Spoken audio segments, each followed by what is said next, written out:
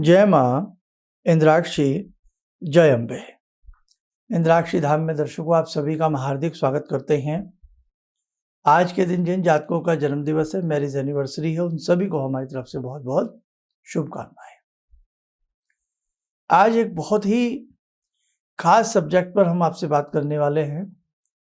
ज्योतिष पाठशाला के छात्र ध्यान से इस योग को समझें और अपनी कॉपी में इसे नोट कर लें। कुंडली से कैसे जानें कि पुत्र कुपुत्र होगा या आज्ञाकारी होगा।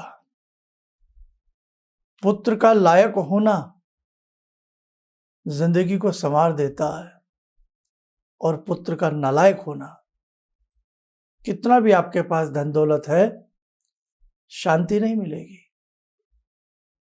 संतान जिसकी लायक है, वास्तव में उससे सुख की नींद आती है। सही कहा है चाणक्य जी ने, पुत्र कपूत धन क्यों संचय, और पुत सपूत तो धन क्यों संचय। पूत कपूत, अगर पुत्र जो है कपूत है, नालायक है, तो किसके लिए धन जोड़ा जा रहा है। और पूत सपूत तो धन क्यों संचय। और यदि पूत जो है, पुत्र जो है सुपुत्र है, तो अपने आप मेहनत करके बहुत कुछ खड़ा कर सकता है। तो सब्जेक्ट बड़ा गंभीर है, ध्यान से सुनिएगा। आइए पहले आज का हम पंचांग देखें।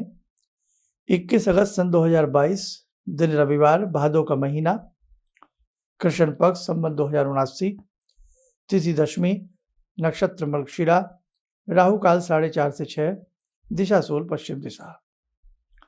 एक खास चीज और बता दें, जैसे हमने दशमी तिथि को पढ़ा है, तो एकादशी का व्रत कल नहीं रहेगा, परसों रहेगा। 23 अगस्त में एकादशी सूर्य उदय व्यापनी तिथि में है, इसलिए सभी दर्शक हमारे ध्यान से सुन लें। एकादशी का व्रत 23 अगस्त को आप सबका रहेगा। अब देखो, जन्म पत्रिका में करीब करीब सबके पास जन्म पत्रिका होती है। जन्म पत्रिका में पंचम भाव और लगन, लगन किसको कहते हैं, प्रथम भाव को जन्म पत्रिका के ऊपर, सबसे ऊपर मध्य में जो बीच में खाना होता है, उसे हम लगन कहते हैं। और वहीं से गिनती गिनेंगे तो पांचवा घर जो होता है वो पंचम भाव होता है। एक दृष्टि बता भी देते हैं, देखें। तीर का निशान जहां है, ये लगन है, प्रथम भाव है। जहां ये पंचम में तीर का निशान है, ये आपका पंचम भाव है। अब पूत सपूत कैसे होगा और पूत कपूत कैसे होता है, इसको आप कुछ मायनों में समझने का प्रयास करें। देखें अपने स्क्रीन के ऊपर कुंडली को।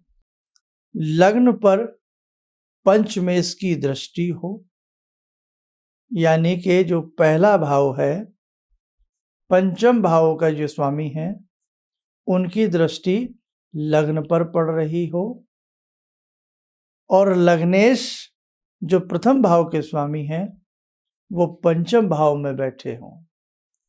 यानी कि लग्नेश और पंचमेश आपस में दृष्टिबद्ध हो, दृष्टि पड़ती हो, या एक दूसरे के घर में नवांश में भी बैठे हों, तो ऐसी स्थिति होती है, तब पुत्र आज्ञाकारी होता है।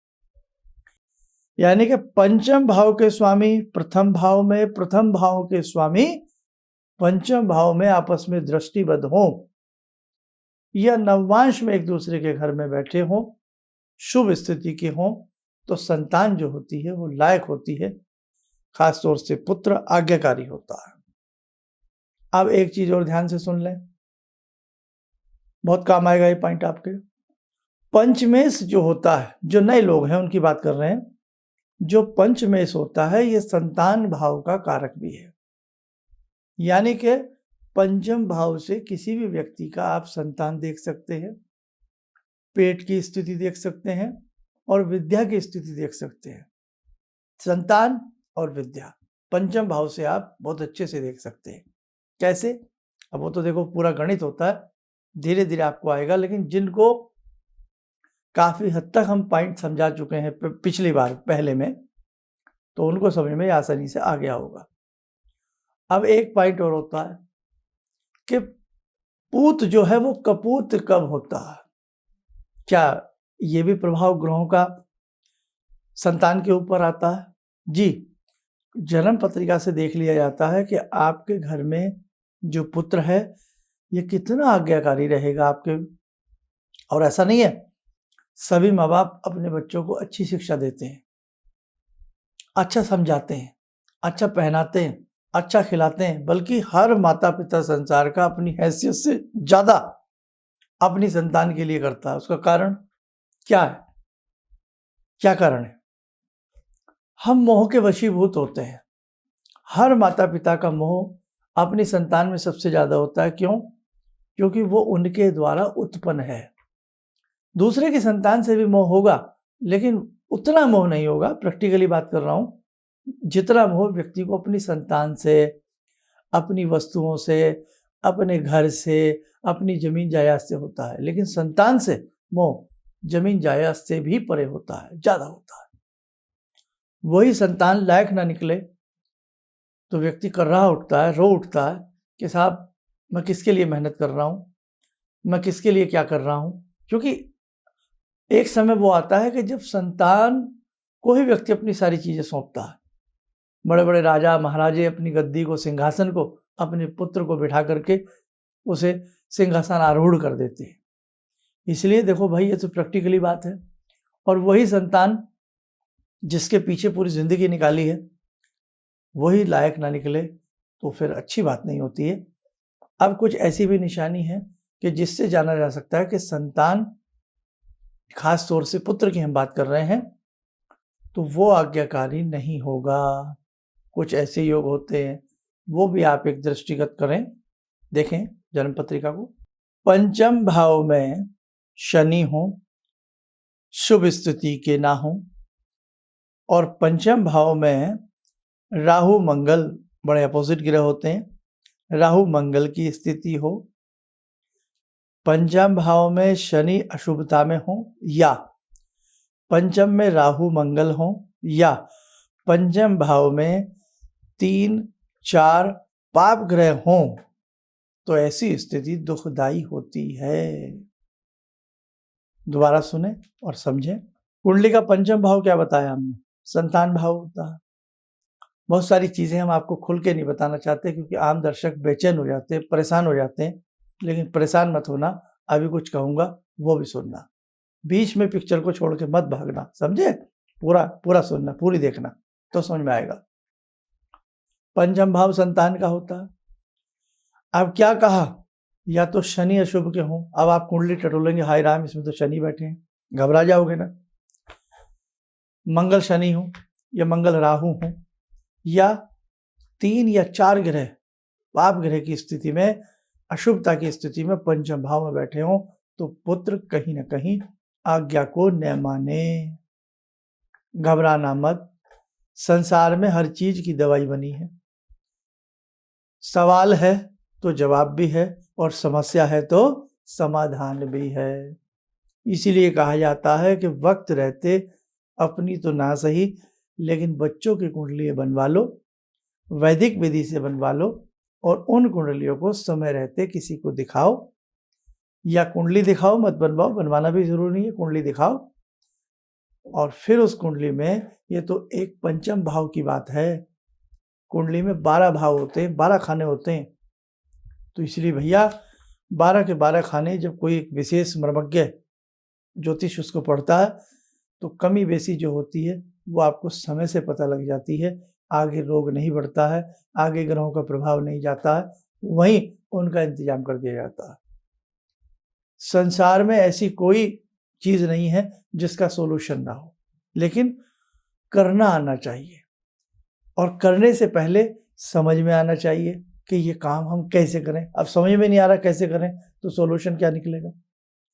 डॉक्टर साहब को यही समझ में ना आए कि बीमारी क्या है, तो इलाज कैसे होगा? बीमारी समझ में आ जाए, इलाज भी तबाक से हो जाएगा। लेकिन उसके बावजूद भी एक्सपीरियंस की आवश्यकता होती है। तो आज हमने ये पॉइंट आपको बताया घबराना नहीं है। कहीं किसी बच्चे की कुंडली में ऐसा हो तो बहुत अच्छे अच्छे शास्त्रों में उपाय हैं, हर चीज़ का रास्ता निकल जाता है। लेकिन कई बार हम कहते हैं हमने कोई बुरा काम नहीं किया, किसी को सताया नहीं, अपने जीवन में सब कुछ अच्छे से किया, लेकिन ये हमारा बच्चा शिकायत क्यों लेकर के आता, हमारा ही बच्चा क्लास में टिक करके क्यों नहीं पढ़ता, हमारा ही बच्चा हमारी बात क्यों नहीं मानता, हमारा ही बच्चा हमारी बेइज्जती करा देता है। ऐसा भी होता है। कुछ बच्चे चोरी भी करने लग जाते हैं और भी दुखदाई हो जाती है। वही पिता की जेब जो जीवन भर संतान के लिए कमाती है, पैसा जुटाती है, उसी जेब में से जब उसका पुत्र पैसे चुराने लगे तो पिता का हृदय दुखता है। समझे? बातें छोटी हैं लेकिन अर्थ बहुत बड़े हैं इनके।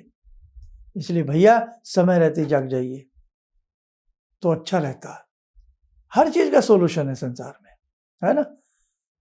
अनगढ़ को ठोक पीट करके सुघड़ बनाया जा सकता है, कुरूप को भी सुंदर बनाया जा सकता है। बस इतना ही कहने का आपसे भाव था। घबराना नहीं है, हर चीज का सोल्यूशन है। आइए अब समय हो चला आज की ध्यानमाला का। उस जगजननी, उस करुणामयी भगवती से जुड़ते हैं, वो सभी का कल्याण करे और सभी को आनंद मंगल की प्राप्ति करावे।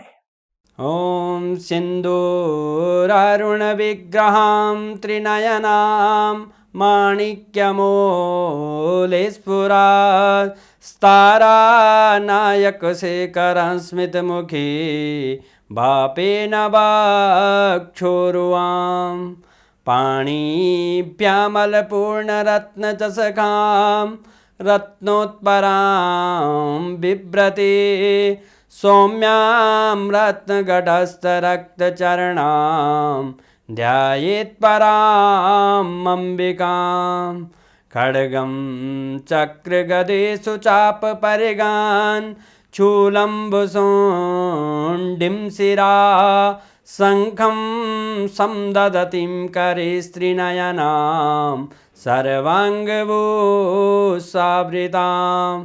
नीलासमद्युतिमास्य पाददशकां सेवे महाकालिकां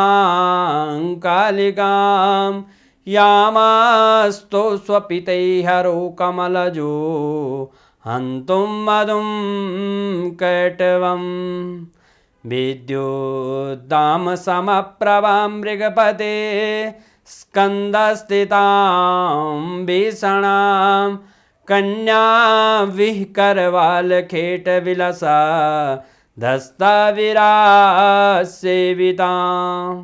हस्तैश्चक्रगदाशिखेटविशिखां चापं गुणं तर्जनीं विप्राणामलिलात्मिकां शशिधरां दुर्गां त्रिनेत्रां भजे। कवच बना लें, ध्यान करें। हे जगजननी, आपका शुभ आशीष हम सब के ऊपर बरस रहा है।